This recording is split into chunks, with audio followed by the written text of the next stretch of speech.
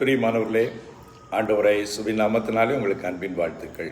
காலை நேர மன்னா நிகழ்ச்சிக்கு உங்களை அன்போடு கூட வரவேற்கிறேன்.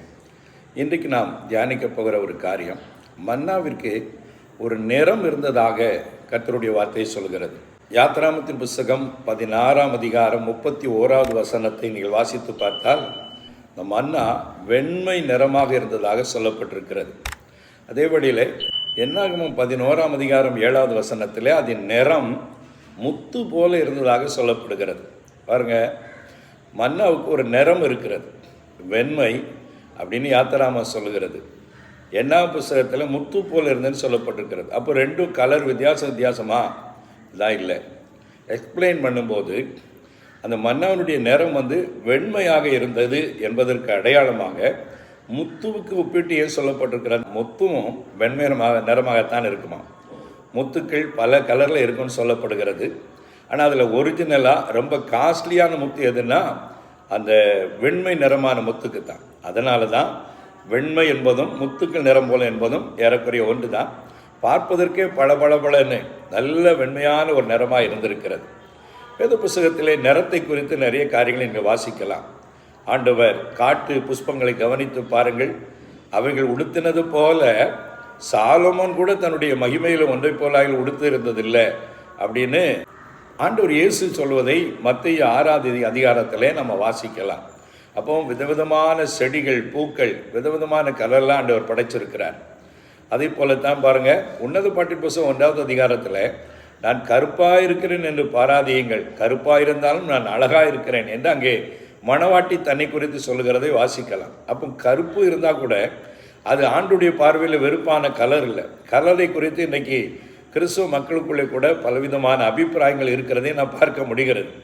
சிலர் வெண்மை என்று சொன்னால் வெள்ளை ட்ரெஸ் போடுறதான் ஆண்டவர் விரும்புகிறாரு, கருப்புலாம் ஆண்டவருக்கு பிடிக்காது, கருப்பு பிசாசனுடைய கலருமாங்க. அப்படிலாம் கிடையாது. எல்லா கலரையும் படைத்தவர் கர்த்தர் தான். ஆகவே கலர் வித்தியாசம் பார்க்க வேண்டிய அவசியம் இல்லை. நீக்ரோ மனிதர்களை பார்த்தீங்கன்னா அவங்க ரொம்ப கருப்பாக இருப்பாங்க. ஆனால் அதே நேரத்தில் ஆங்கிலேயர்கள் வெள்ளைக்காரர்கள் என்று அழைக்கப்படுறாங்க. ஏன்னா அவங்க கலரை அப்படி வெள்ளை போல் இருக்கும். அப்போ இந்தியன்ஸ் ரெண்டுக்கும் மிக்சடு மாதிரி மீடியமாக இருப்போம். நம்ம ப்ரௌன் தான் நம்முடையது.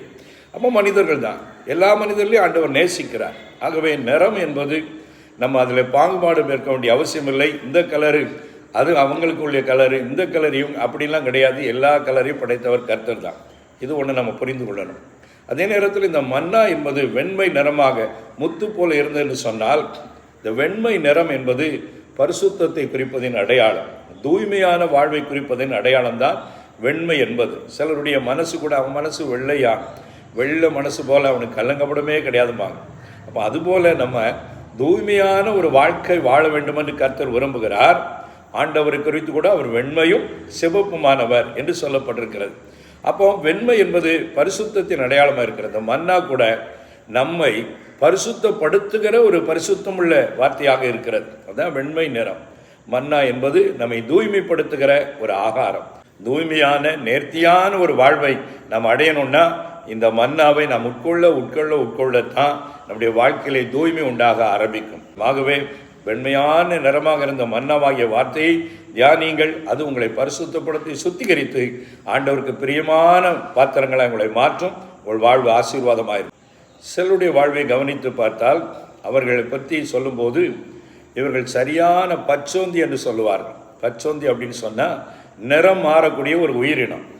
அதனுடைய கண்களே 360 டிகிரியும் சுழலுமா. அதனுடைய பாடியில் அந்த உணர்வுகள் வெளிப்படும் போது கலர் அது மாறிவிடுமா. அதே நேரத்தில் சுற்றுப்புறத்தில் இருக்கிற ஒளி அமைப்புகளை பொறுத்தும் அதனுடைய நிறம் மாற்றி காண்பிக்குமா. அப்போ நேரத்துக்கு தகுந்தாது போல, சூழ்நிலைக்கு தகுந்தாது போல தன்னுடைய நிறத்தை மாற்றுவதற்கு பேர் தான் பச்சோந்தி.